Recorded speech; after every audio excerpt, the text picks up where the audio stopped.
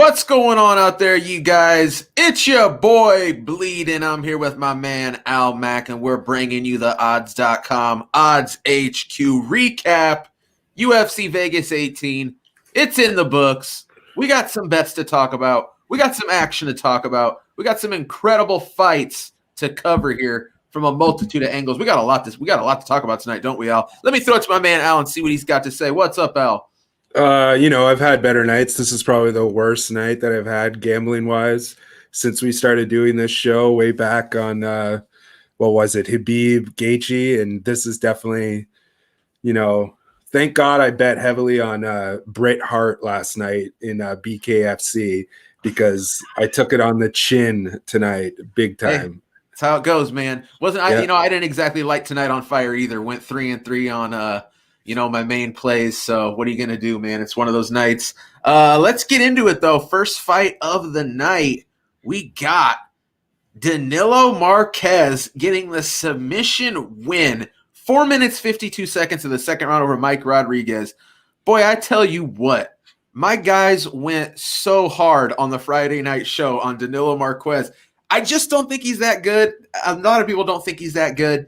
Mike Rodriguez, my goodness, dude. Danilo really only had one path to victory here in this fight, and it was to get this fight to the ground and fight for the submission.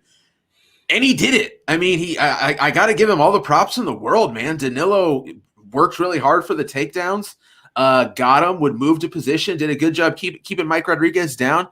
It seemed like at some point, Danilo in that second round just kind of broke Mike Rodriguez. Mike Rodriguez said, this guy's on me. You just saw Mike Rodriguez start accepting position on the ground, not really fighting his way up, just kind of hoping to get bailed out. And even when the fight would get back to the feet, which was Mike Rodriguez's absolute path to victory, he just never really went. He never really had any urgency, never threw any really dangerous shots. Complete and utter domination from Danilo Marquez in this spot.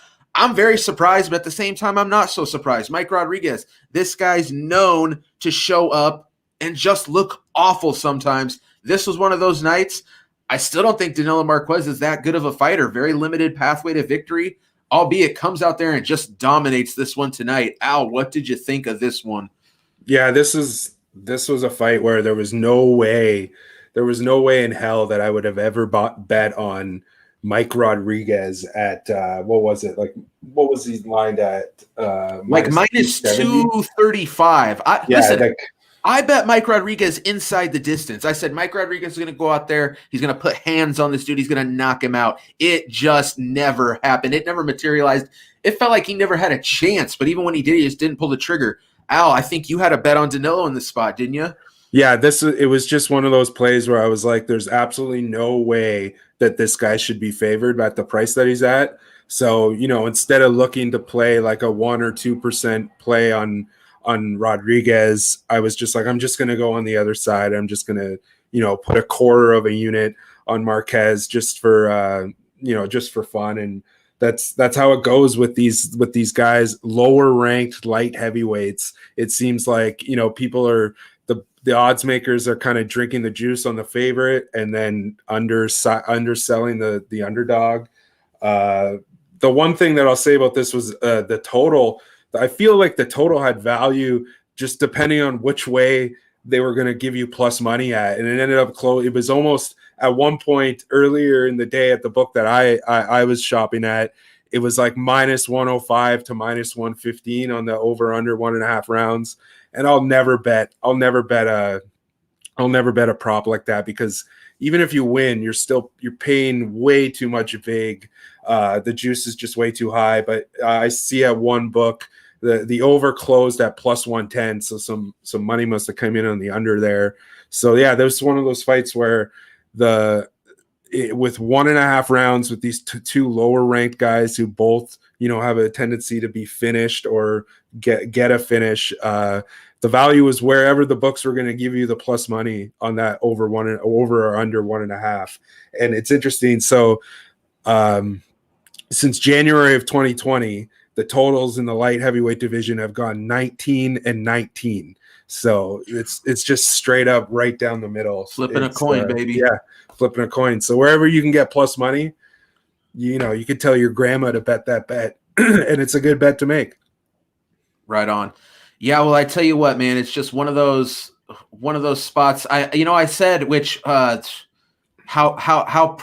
prophetic of me. I said, when we were breaking down this card, I go, listen, Rodriguez is a guy you can't bank on. You cannot count on this guy to go out there and handle his business. We've seen it before. And I mean, especially in that spot, as a minus whatever 200 or even steeper guy, it's never worth it with Mike Rodriguez ever. Sometimes he goes out there and knocks somebody out first round and you go, oh, wow, Mike Rodriguez, he looks good. He looks sharp. Maybe he can finally put it together. And then he comes back and rebounds with just a total bum performance, man. It almost felt like the UFC was throwing him this fight, for the whole Ed Herman debacle. Like I really felt like this should have been a layup when you look at the shortcomings in Danilo Marquez's fighting ability. Mike Rodriguez seems to fit in well. Well, apparently Danilo fits in very well to the weaknesses. His strengths, match up with the weaknesses of Mike Rodriguez.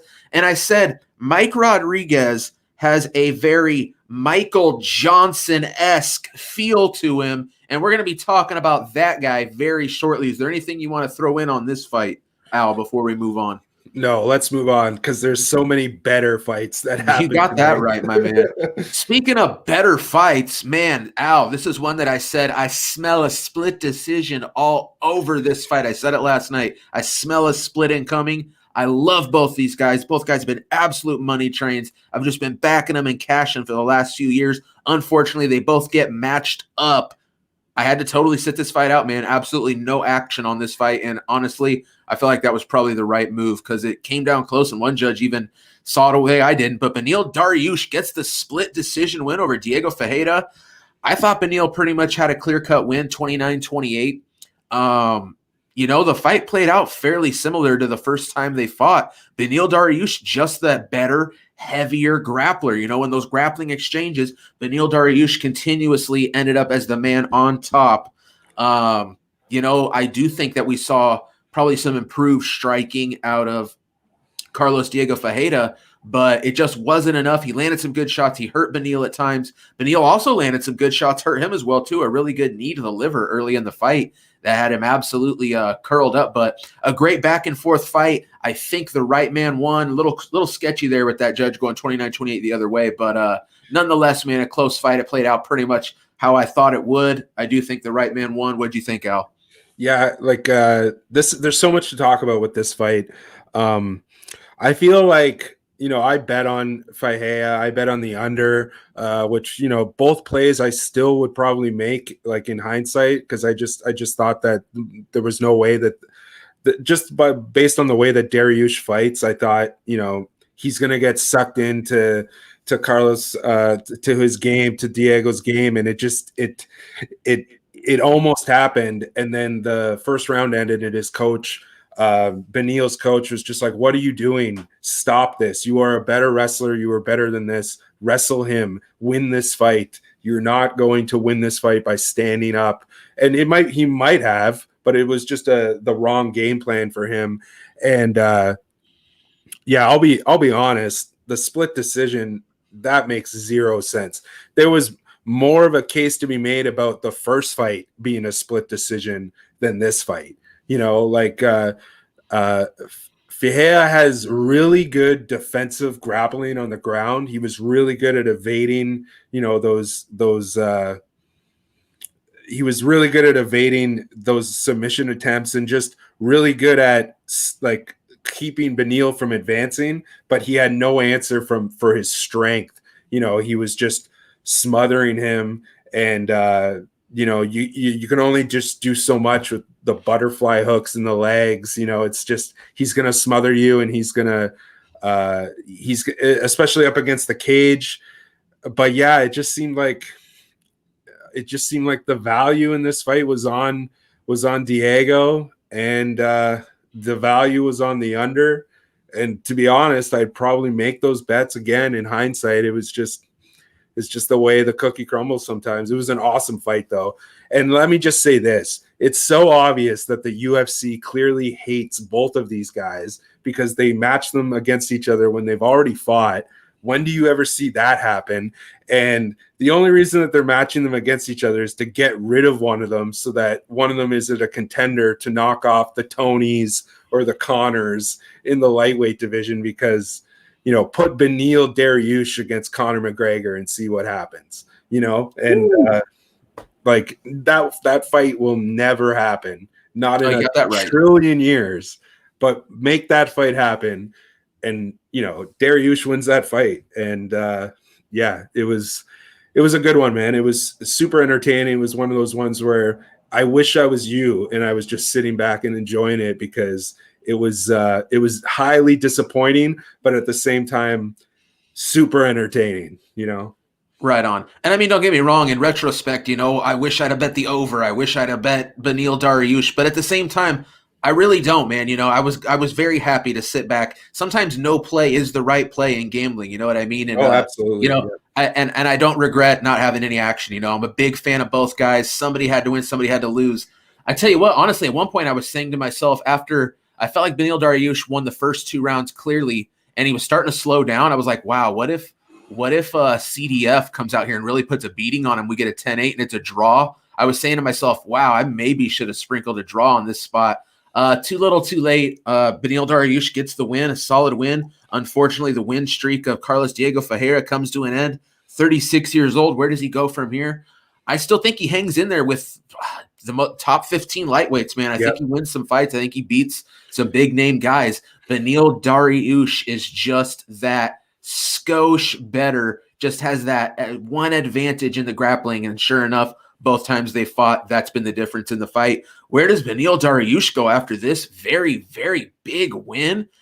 I don't know, man, but it's going to be against a big name, good caliber opponent, probably approaching a co-main event, maybe even one of these more obscure fight night main events. Beneil Dariush on a 6-fight win streak now.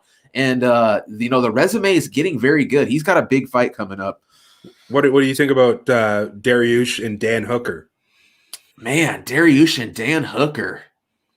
Let's book it, man. I love it. Yeah. I think it's great. I think both guys are – I think it makes sense from a matchup standpoint. I mean, honestly, at this point, you almost might say Daryush has jumped above. You know, Hooker's coming off 2 losses at this point. Yeah, exactly. Yeah, Daryush actually might be overreaching that at this point, but I think it's an intriguing matchup. I think it's very exciting and stylistically very interesting. So I'm down with it, Al. That sounds good to me, man. And then the next one. Let's get to this. Boy. Yep. We got to talk about this one because I think we're both on the same side. Alexandre Pantosia gets the unanimous decision win over Manel Kopp.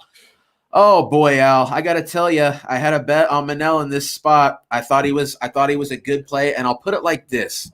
If you could have told me coming into this fight that this fight would 99% of the fight, it goes the distance, and 99% of the fight is spent on the feet, I'm absolutely betting Manel Kopp again, and I'm doubling down because I do believe we saw it in the fight. He is the faster, more explosive striker, but there just wasn't enough activity. I don't know what it was. You know, I think a lot of people thought Pantosia, which don't get me wrong, Pantosia, very popular play this week, and rightfully so. You know, won the fight. You could get him at great odds. If you backed Pantosia, you bet Pantosia.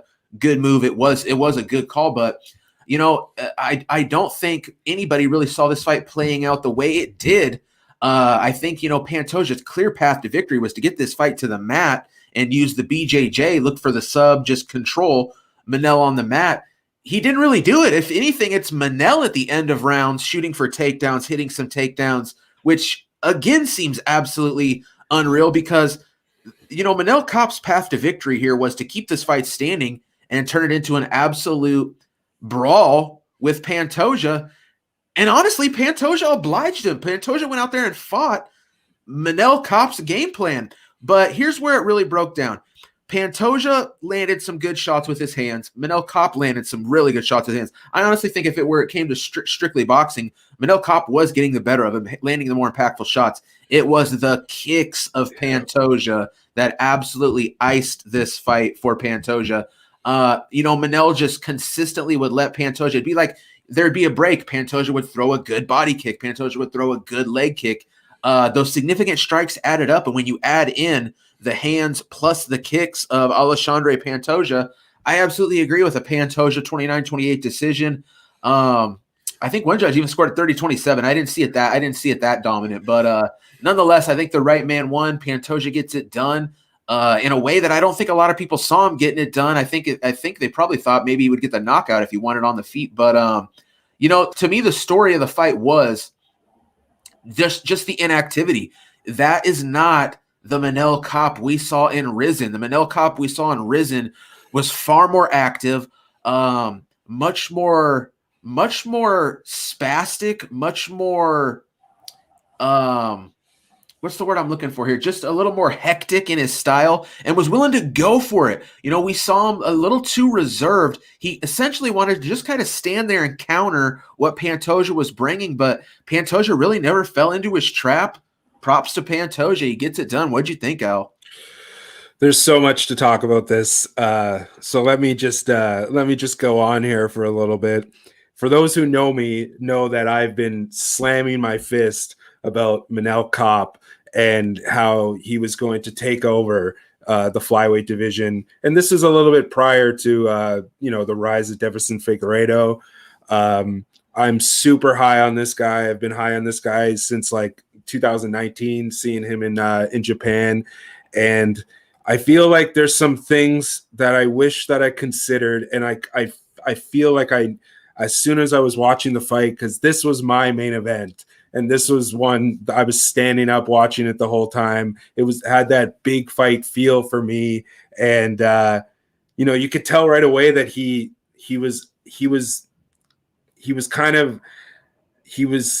wasn't ready to adjust to the spacing of the octagon, because Manel Kopp is this. He's a converted boxer. He's his father was a championship boxer. He's probably one of the best boxers in the flyweight division in the world. Like he is so crisp. He's so slick. He's so good at setting those traps.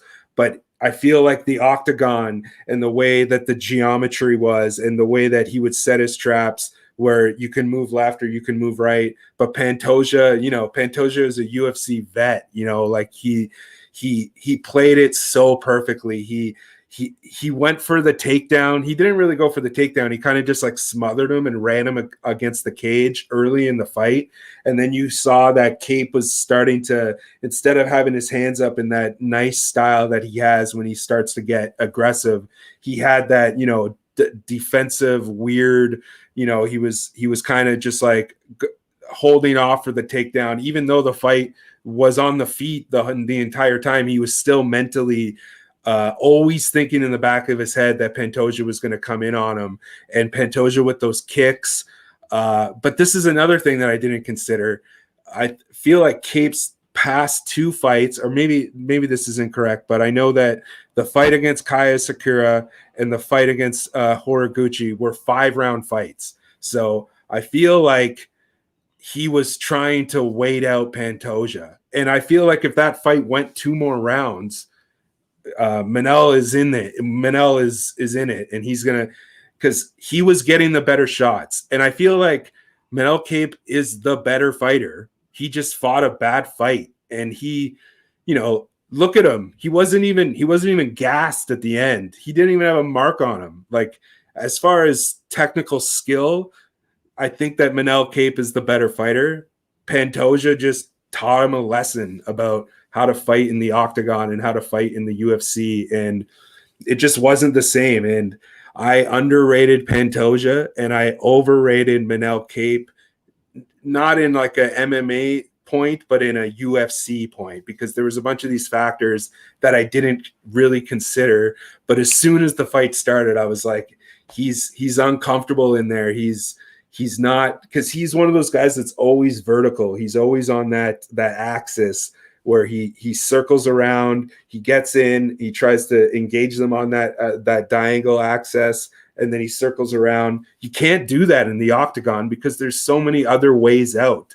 And it was just, it was extremely frustrating to watch. But what can I say, man? Alexander Pantosia, like, what you gotta whoever, Figueiredo Moreno, he's got to fight the winner. I think he has to. Yeah, I'll tell you what, he's set up for a really big shot. I mean, that's a really good win.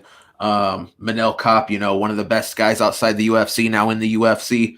Disappointing performance, but a good one from Pantosia, man. I mean, the thing is, I still like it's just so weird to take the fight in, because I feel like from a game plan standpoint, Pantosia didn't fight like a very intelligent fight, but at the same time, knowing that Manel was going to go out there and only counter, if he did know that, if he did have that feeling, I guess it was a good fight. I don't know. It's always confusing for me when you see two clear-cut path to victories for two guys, and one guy goes out there, fights his opponent's path to victory, and then wins. You know what I mean? So hard to get a good read, hard to take away from it. I think we're going to see success from Manel Kopp. I think he's going to come in here. I think he's going to learn a lot from this loss and realize he can't just stand and wait to counter. You got to go first, because when he went first, he actually had, success, but it was just so few and far between. Pantosia gets it done, and it was a good win. So where Pantosia goes from here, I'm not sure, man. I have to look at the flyweight rankings, but a solid win nonetheless. All right, we are cruising up to a big time upset. I mean, in a lot of ways, from a numerical, from a betting standpoint, but at the same time, clear-cut path to victory. He goes out there and does it. If not, surprises me in a few ways. Clay Guida with the unanimous decision victory over Mr. Inconsistency, Mike Rodriguez's counterpart in disappointment, Michael Johnson. Unreal stuff. Clay Guida, we talked about it, man, all week. He's got a clear path to victory. He needs to go out there, take Michael Johnson down, and the fight's his to be had, right? The questions we had was, is a 40-year-old Clay Guida going to have a gas tank to do that for 3 rounds? And he's going to be able to survive that stand-up for Michael Johnson? And the answer is absolutely yes. Yeah. Clay Guida landed some phenomenal punches in this fight, hurt Michael Johnson in that first round. Just fought just a truly incredible throwback Clay Guida performance. I mean, he looked as good as ever. We see he's aging, though. He's still got the long hair, but the bald patches are coming through. The dude's so old, but you just can't knock him. Now, Michael Johnson, on the other hand, as a minus 250 favorite or better, which I got to say, man, this is another fight that I looked at, and it was just danger, danger, danger. I let this one pass me by, another clean pass, and sure enough, man, I was so glad later. I'm sure so many people had Michael Johnson in a parlay, saying there's just no way, he's got to win this one. But this dude is a 500 fighter, okay? Like I've said over and over again, I've been saying it for years. I said it this week, and I'm going to say it again tonight. Michael Johnson goes out there and finds ways to lose. And that's exactly, I'll put it like this. Most fights he's dominating up to a point, and then just, it just kind of just somehow goes out the window in a Hail Mary shot.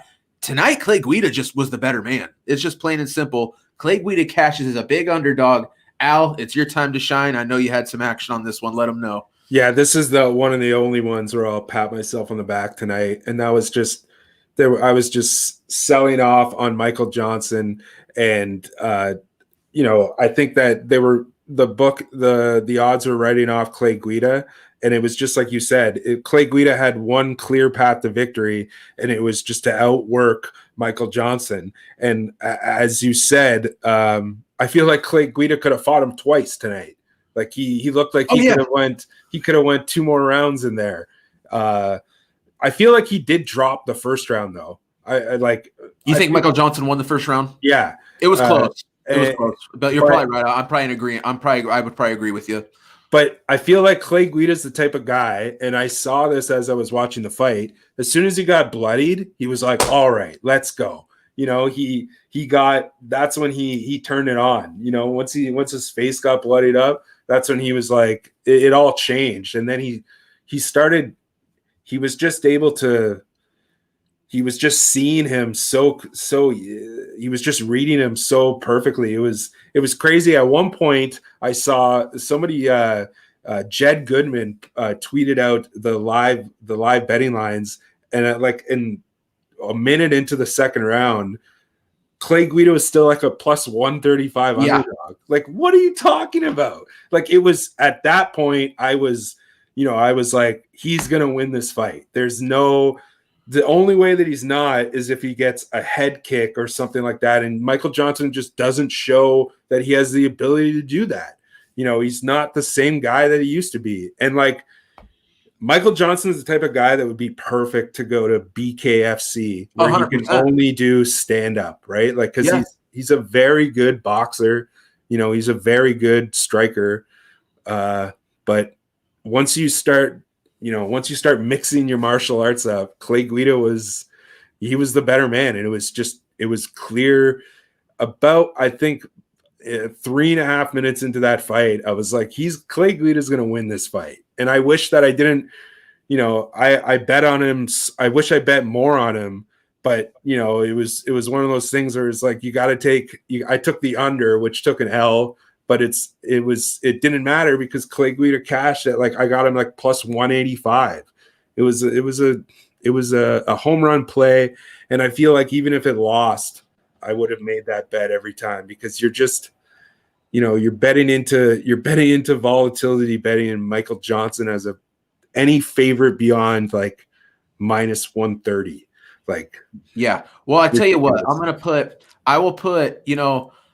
put Daniel Rodriguez and Michael Johnson both into the exact same category of, I will never back them with money, but I'll also never bet against them, because when they are at their best, when they have a great showing, it's very impressive. They're both very dangerous guys. They're both guys who have KO'd, people, and you say, wow, he looks like he's getting it together, and then it's just utter disappointment. But you know what? I'm also going to put them in another category together of cut UFC fighters who are currently not going to be on the roster as it stands. I truly believe that. I think both guys are going to be gone. Michael Johnson's it's been such a terrible run. It's just too crazy at this point. He's been around the UFC for a long time, probably gets a pretty good paycheck. I think he's gone. And Mike Rodriguez, man, he's just shown time and time again that he's not UFC level. And I wouldn't be surprised if Mike Rodriguez gets cut from the UFC and goes on to lose Bellator, LFA level fights in that competition too. It's just so unreliable. Not Clay Guida though. Clay Guida is going to be around. Clay handled his business, man. He's been around. He's an absolute legend. I mean, if anything, he's a 40-year-old lightweight, though. You know what I mean? Like, who else a 40-year-old lightweight and is winning? It's unheard of. I honestly wouldn't be sad to hear him decide he's going out on top with a win over Michael Johnson. I think that's, a spectacular win. But at the same time, to go out there and do that to Michael Johnson, maybe he still has some in him. I mean, obviously he's never gonna go out there and be, like a darn tootin' champion or anything like that. But I think, he could still win some fights, and he proved it against Michael Johnson tonight. Is there anything you want to touch on before we move on to the co-main event of the evening? No, let's move on to this traumatic event. Yeah. Oh my God. You guys, what was this?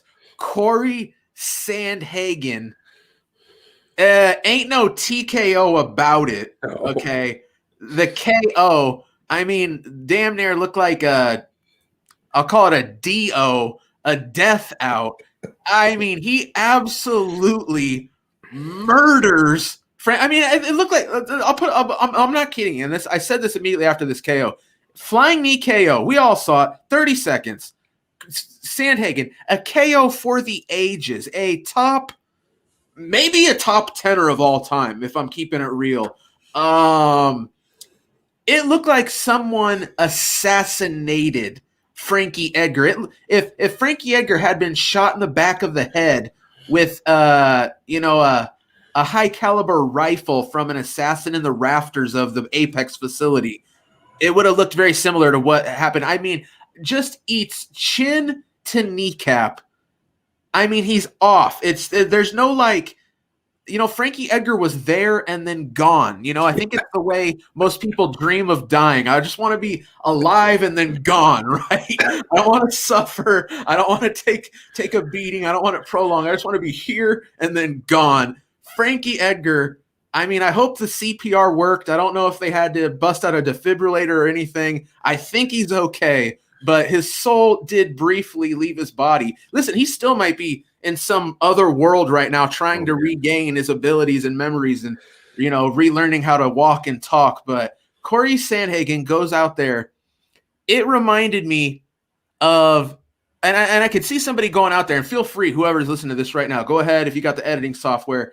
It was like Sandhagen jumps in the air like Sub-Zero from Mortal Kombat as a fatality, freezes Frankie Edgar, and then like ice breaks off at the feet and tumbles. It hits the ground and shatters. Yeah, Sandhagen, I'm going to go ahead and say he's absolutely next in line for the title. But I do want to throw one thing out there, man. TJ Dillashaw is coming back off of a 2-year layoff. My man Ariel Helwani tweeted it out. And I got to say, man, it sounds like a pretty good idea. I would love to see that fight. I doubt it happens, though, honestly. If I'm TJ Dillashaw, I'm gonna get me a warm-up fight before I step in there against that monster. Corey Sandhagen is in line. We have Aljo Petteryon coming up next month, right? The winner of that, hopefully, if they're not too injured, don't need extended time off, should be fighting Corey Sandhagen in July. My God, Corey Sandhagen says after that loss to Aljo, a monster has been awakened within him. Something has changed. He's not going out there to show respect and to be in a fight. He's going out there to violently, viciously hurt someone.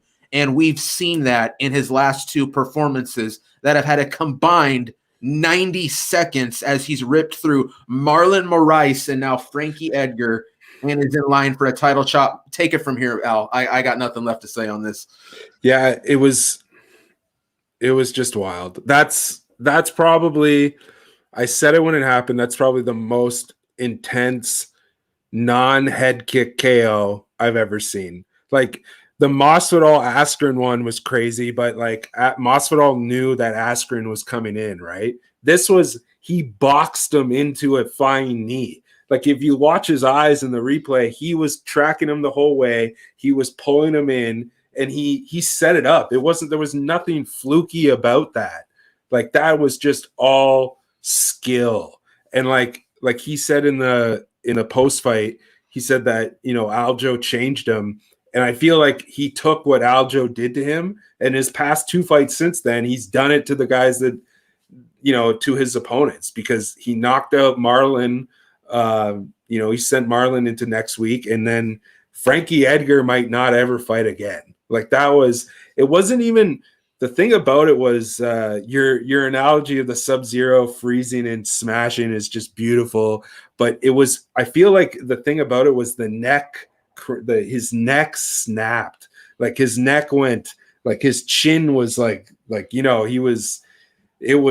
that was insane. Like, when you watch Ryzen or old like Pride fights and stuff like that, when there's kicking on the ground, like you see some crazy kick knockouts and stuff like that. I've never seen anything like that. That was like 2021 UFC KO. Like that was just, it was chef kiss. There was nothing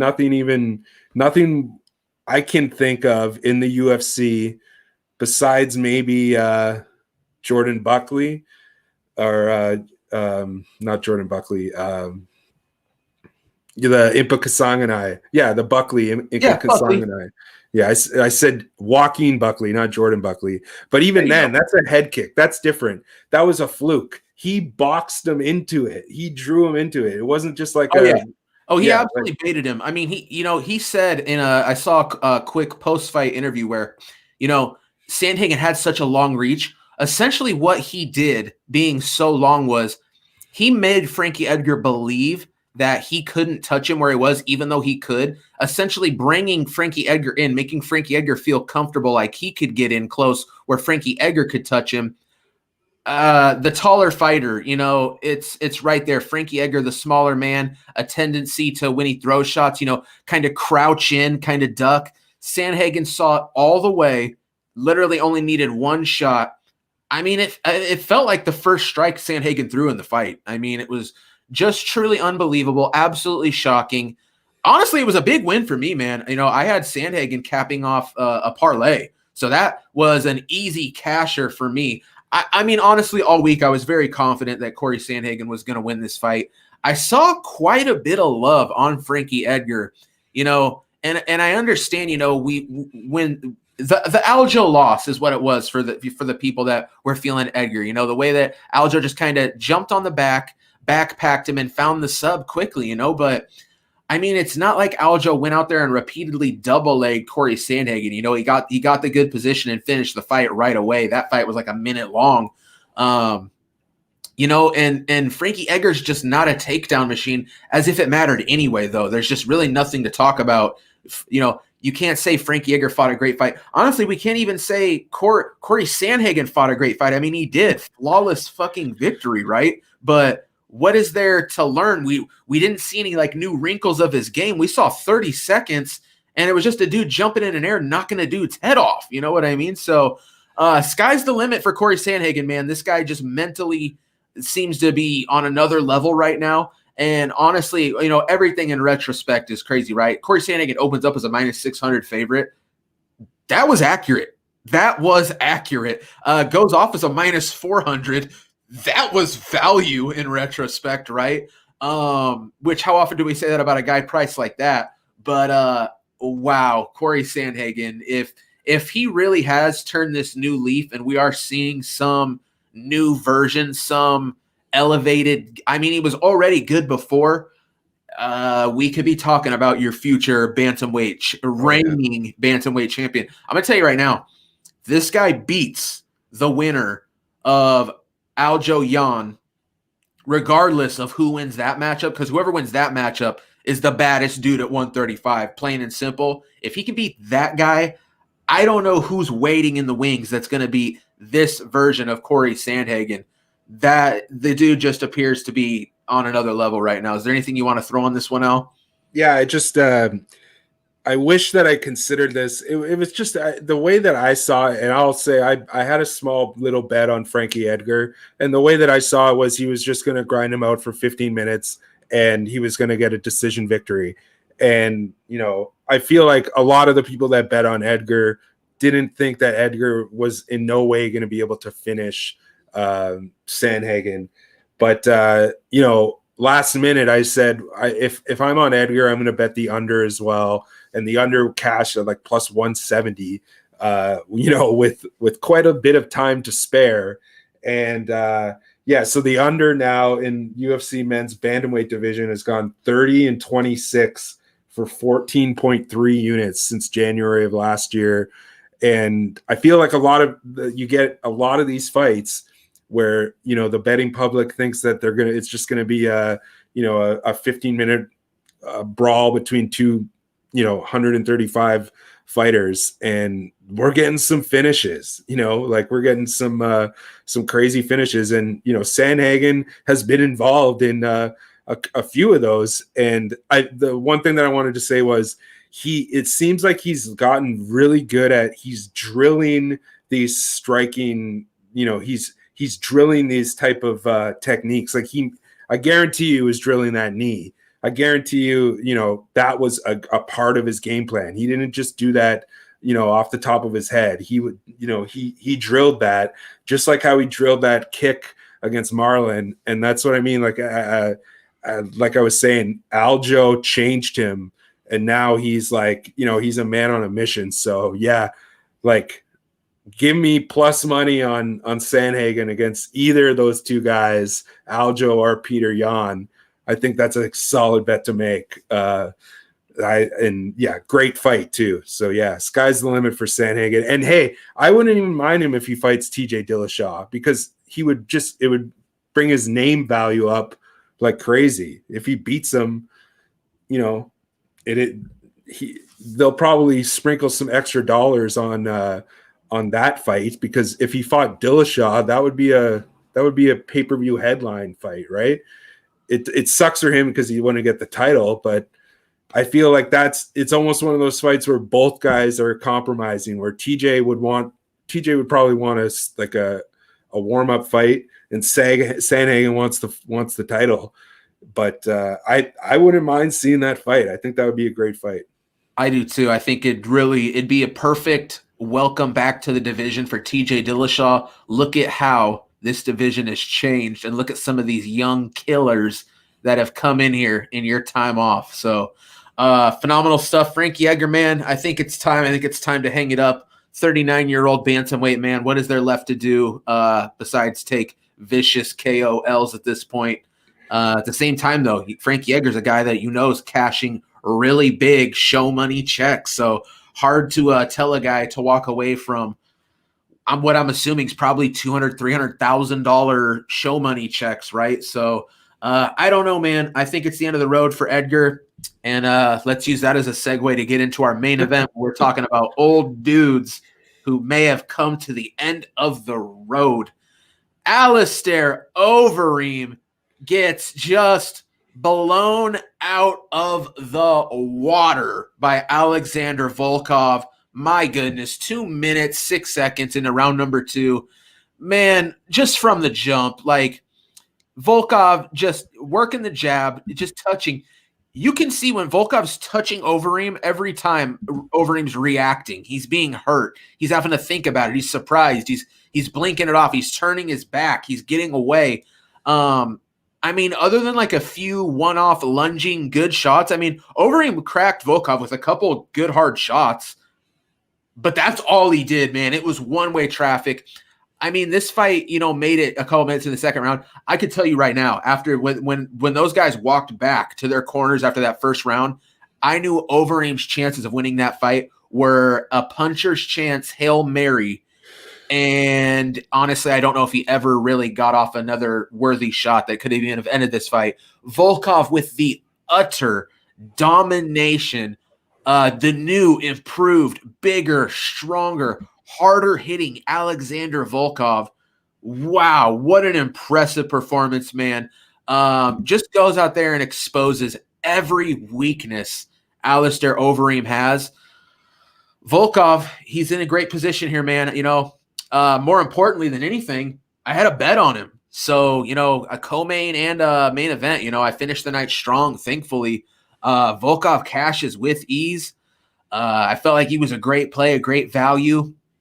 Understood people taking the underdog Overeem shot. I've been riding Overeem in his last couple fights as an underdog that I've been cashing on. So it was an interesting matchup. I felt like Alexander Volkov, though, man, too tall, too long, too strong, too big. At this point, just a better striker and the far more impactful striker really busts up Overeem. What'd you think of this one, Al? Yeah, this was one of those ones where you couldn't, I would never have bet Overeem here. It was Volkov or pass, and you could just see as soon as the fight started with Overeem and in that high kickboxing guard.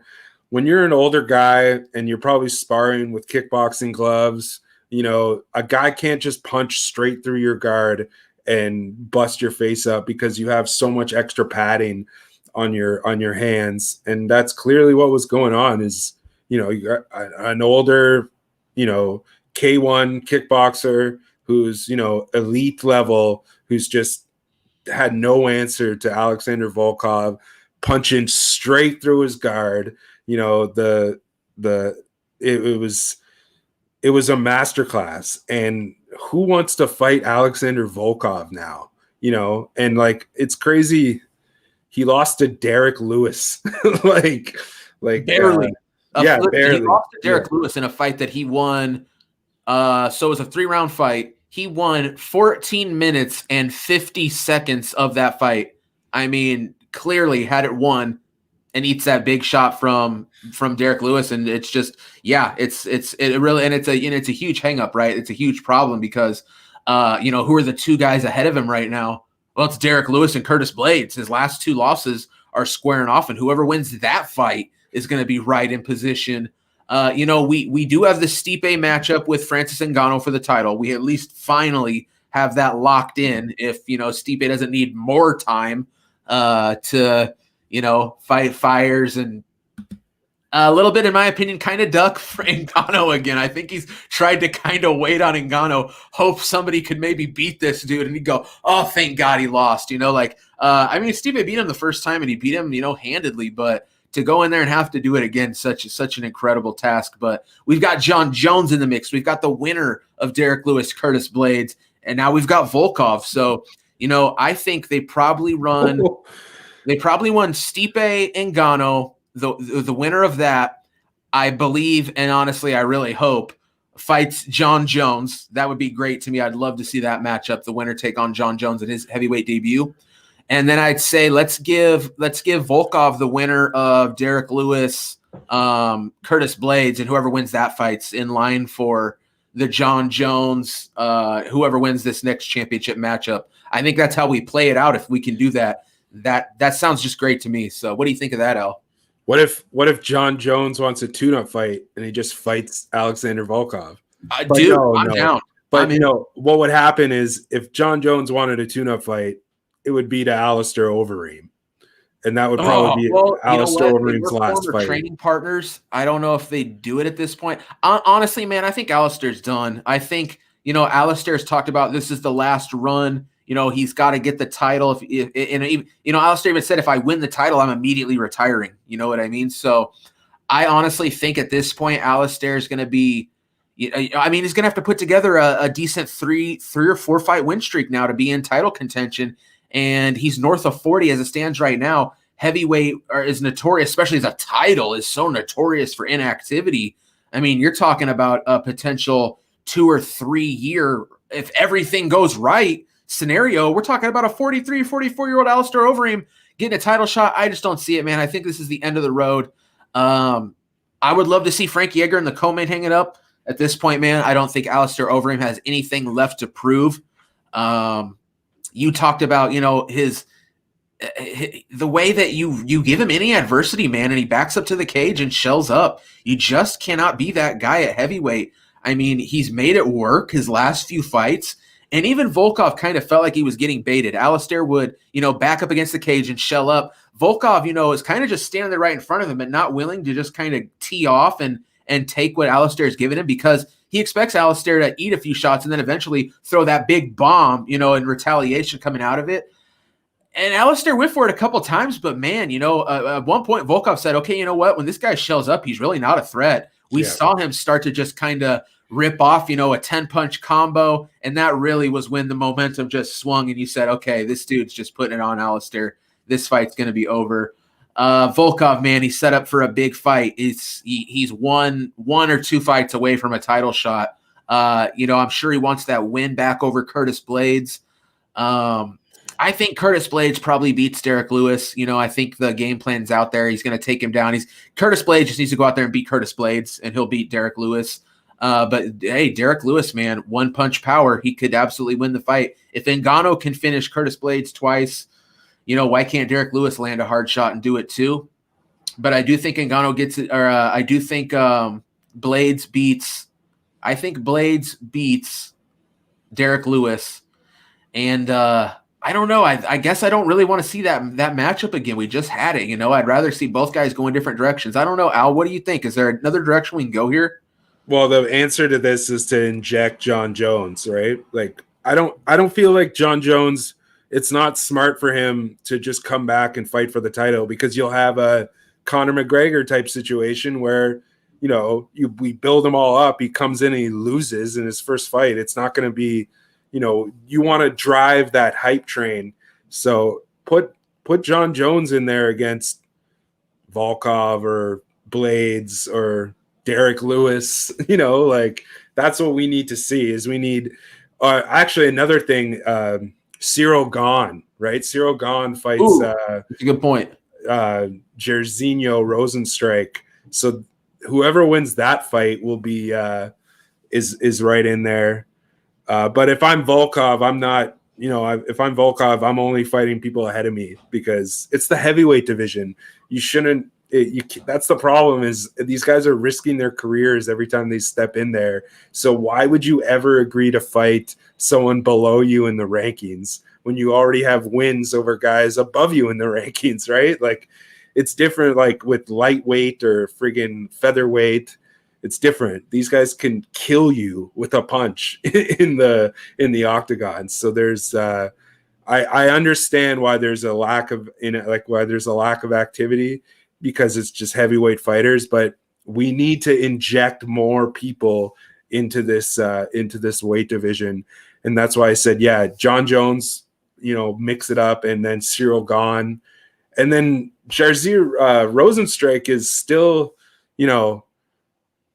his last fight was the Nagano fight, right? Where he got knocked out in 33 seconds or whatever. No, he knocked out JDS in his last fight. Oh, yeah.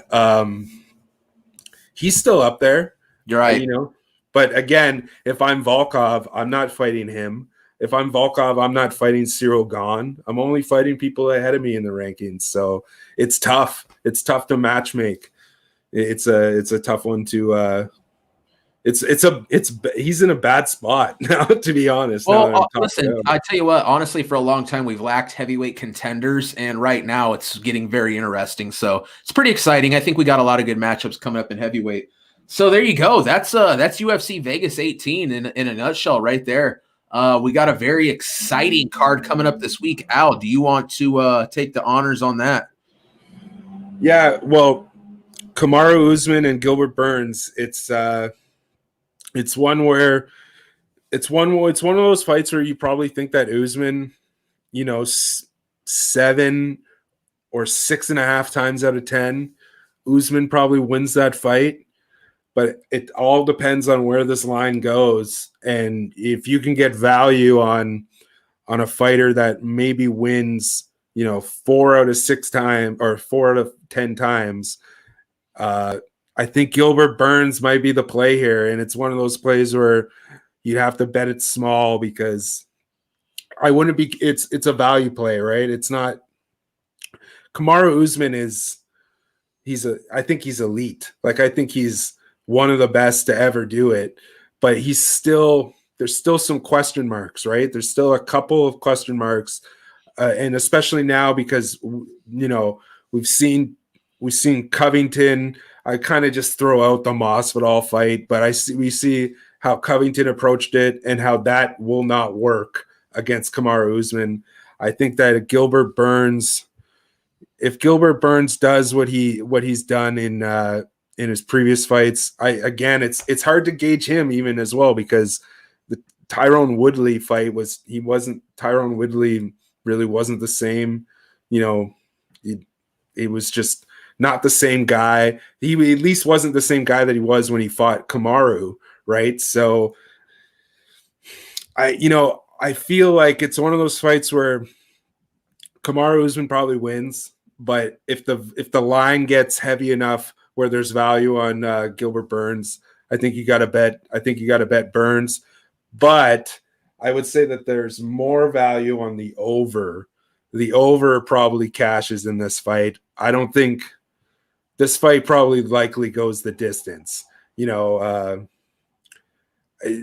Usman has a chin, like he's got a granite chin. The thing about him is he has such good balance that even when he does get rocked, he's really good at staying upright, and he's just really strong in his lower body. And I don't know if he has the finishing power to put out Burns. And then this is another thing, is that Gilbert Burns is a great BJJ guy. So it's this BJJ versus wrestling type thing. And wrestlers don't like being put on their back. And I feel like if Burns kind of does what Beneil Dariush did to Faea, where he just smothers him and stays on top of him and doesn't let him get up, there could be a path to victory for Gilbert Burns. But again, Kamaru Usman, man, it's hard to even say that. I say that, and then as soon as Kamaru gets on his back, he just sweeps Burns and gets back on top of him. So it's tough. It's a tough. I'm not confident enough to bet Kamaru Usman at what -230 it is right now. I wouldn't do that. I feel like the value in this fight is on the over. This fight is going to go the distance. What do you think? Yeah, well, first off, it's a super intriguing matchup. We're talking about two guys who are training partners, or at least were. Usman actually took off and is now training in Colorado. It's usually when the champ's at the gym, the challenger who's also at the gym needs to be the one to take off, and not throw off the champion's vibe. But yeah, it's a great fight, and what I think about is Gilbert Burns. First off, he's just on an incredible tear. He's a new guy, but he is a former lightweight, and we're talking about a welterweight fight. We're talking about an absolutely huge, dominating, ultra strong welter, maybe the strongest welterweight in Kamaru Usman, and probably the best offensive wrestler at welterweight in Kamaru Usman. But I do say to myself, we saw Colby Covington fight Kamaru Usman, and both guys are the best wrestlers at 170. The fight played out entirely on the feet. We're talking about, Usman, incredible wrestling with the incredible BJJ of Gilbert Burns. I have a feeling this fight can end up playing out entirely on the feet. Both guys respecting the ability of either guy and the danger of either guy on the ground. You know what I mean? I think I lean advantage Usman in the striking. Burns has big power, but I don't think it's quite as crisp. I don't think he throws many straight punches, like the knockout of Damian Maia, spectacular knockout, but big winging, looping shots. I don't see Kamaru Usman being there to be hit with shots like that. But here's the big thing for me. And don't get me wrong, I got to go a ways back, and I got to go another division down, but in a way that almost adds credibility to the point I'm about to make. Gilbert Burns, a few years ago fought Michel Prazeres and Rashid Magomedov in 2 of 3 fights. He had a win over Lucas Sajewski. You guys remember Lucas Sajewski? No, nobody does. He's not in the UFC anymore. But the first loss of his career was to Rashid Magomedov, the Dagestani with incredible wrestling, right? Just got taken down, got held down, never could hit the sub off his back. That's how the fight played out. Rashid Magomedov wins by unanimous decision. Gets the win over Lucas, then comes back to Michel Prazeres, one of the smallest lightweights out there. Now, don't get me wrong, an absolute tree stump of pure muscle and PEDs. And again, Gilbert Burns gets taken down, gets controlled. What I'm saying is if lightweights out there in the world, not even guys that I'm rating as the best lightweight wrestlers, if they can hold you down, and again, this is a long time ago. I know Gilbert Burns is a changed man. I know he's much better. But wow, he's going to have to have really, really, really improved to have been so thoroughly controlled by guys on that level, and then to go up to what, in my opinion, is the absolute highest level in a division against a guy in Usman that's so much bigger, so much stronger, and technically so much better than both those guys. I just don't see Usman losing this fight. I think it's going to have to be Burns landing a very key, crisp shot, because I do think Usman dominates in the grappling component of the fight. I think he absolutely wrestles and takedowns Burns at will. And I think he's the better, crisper striker as well. I just think that he's just better in every area of the game outside of probably a pure jiu-jitsu standpoint. But one thing we know in MMA, a very strong wrestler with a brilliant top game can usually nullify any of the threats that a high-level jiu-jitsu guy poses off their back. However, we've seen quite a few wrestlers get snatched up in some triangles. It happens, but Usman's never been subbed. Usman's just never lost a fight in the UFC, and I'm gonna be backing him here. I got Usman getting the win here, but not too in love with that line. Would love to see all that money. I see some people in the chat. Do me a favor, boys. Get that money in on Burns. I'm trying to get Usman at a better line. So I understand the underdog play on Burns. Absolutely. He's a very good fighter, but I do think Usman is just on another level as it stands right now. Yeah, and you might have just talked me into the Usman side a little bit more. Oh no. Yeah, it's just it just comes down to strength, and I feel like that even if, like I said, Usman wrestlers don't like being on their back, but I feel like Usman's the type of guy that he'll just be able to strength out of it and sweep. It's almost as if if Gilbert Burns goes and lands a takedown on Usman, that Usman is almost as dangerous on the ground as he is on the feet. Like, oh yeah, he's got a bigger frame than Gilbert Burns. Gilbert Burns is a big guy too, but you know, Kamaru Usman, man, is on a different level. I think it's just that price tag is, yeah, I wouldn't, if it got down closer to minus 225 or minus 220, I would think about it. But if it gets, you know, if you're getting almost 2-1 odds on Gilbert Burns, I think you gotta, it's dog or pass, but it's a tough one. It's such a tough one. And it's interesting because you're right. This fight will probably just be a classic wrestler versus grappler where it's a boxing match for 25 minutes. That's probably what's going to happen. And I give that edge to Usman. Yeah, and I think his chin, he's got a granite chin, and we've seen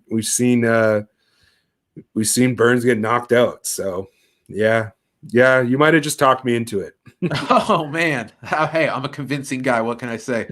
All right, well there you go. That's a little look into next week, UFC 258. It's hard to believe we're already back to a UFC pay-per-view card, man. But hey, it's a big weekend. It's officially Sunday. Happy Super Bowl Sunday out there to everybody. The biggest gambling day of the year. And we're going to touch on it a little bit, man. Al, why don't you start us off here? Yeah, so I think we got to go with the underdog here, right? I think we got to go with the Bucks. I know that the dog, this is crazy. The dog has won the Super Bowl in 5 of the last 9, and they've covered in 5 of the last 9 as well. And yeah, I think on the ATS line, you got to go with the Bucks. I think that hook, if you're getting a plus 3.5, I think you gotta go with the Bucks. They're playing at home.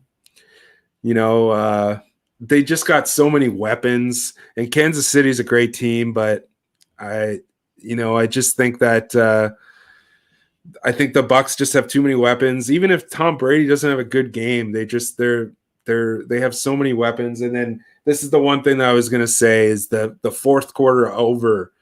Like, the fourth quarter over is a moneymaker. It's cashed in an insane amount of 7 of the last 9. I think 11 of the last 15 games, 15 Super Bowls.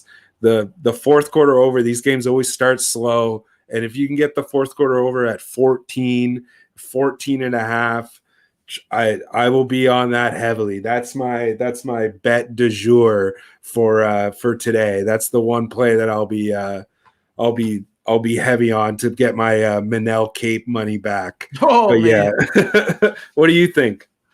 Hey, listen, I'm with you, man. I'm going to take the Bucks, and I'm going to take the Bucks outright. I mean, Al, you just said I wasn't even aware of that information, but you said the underdogs won 5 of 9, and the underdogs covered in 5 of 9. Well, you know what that means? They're not just covering; they're winning the game, right? Yeah, exactly. I mean, so what I'm saying is, man, you might as well take the money line, and I'm going to have the Bucks.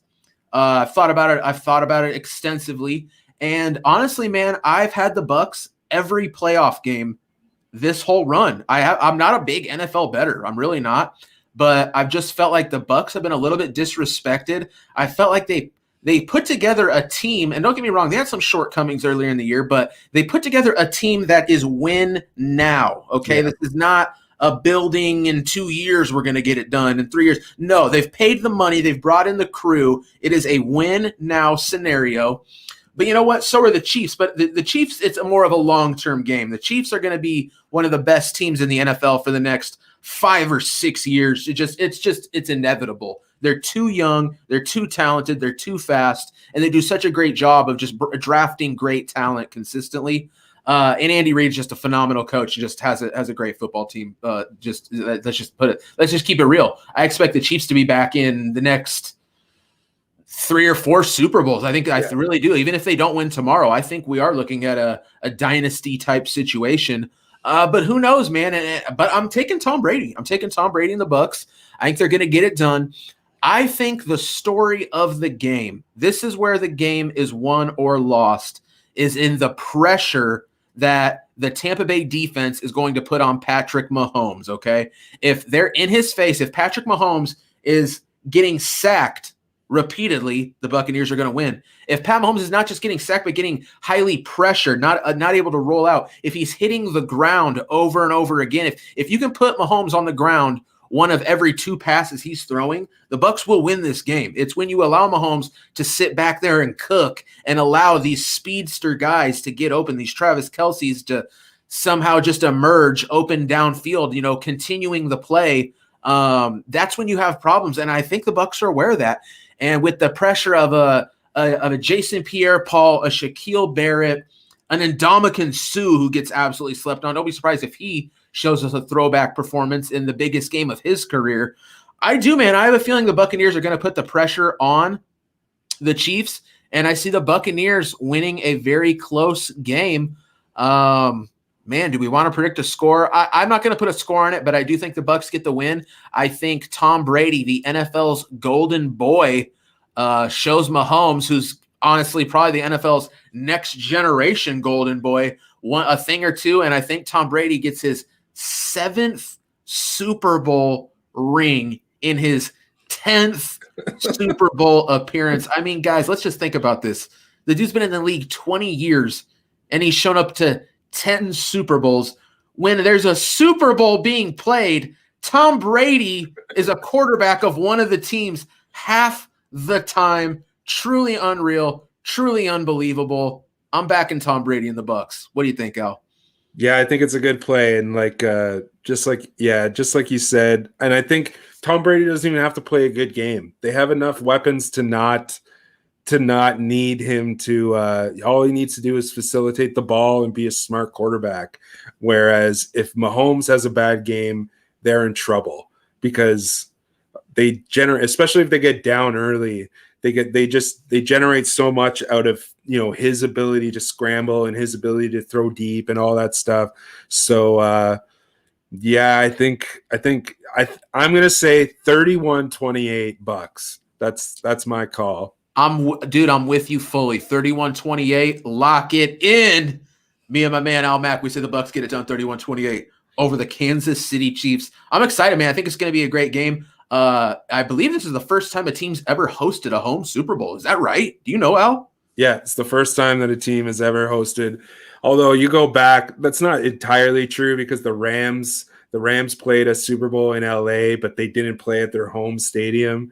And I mean, that happened in like the 70s. Sure. There's another one too, but this is in the modern era of the, when, in the past 20 years, no team has hosted the Super Bowl, and it's the first time that a Canadian has performed at the halftime show.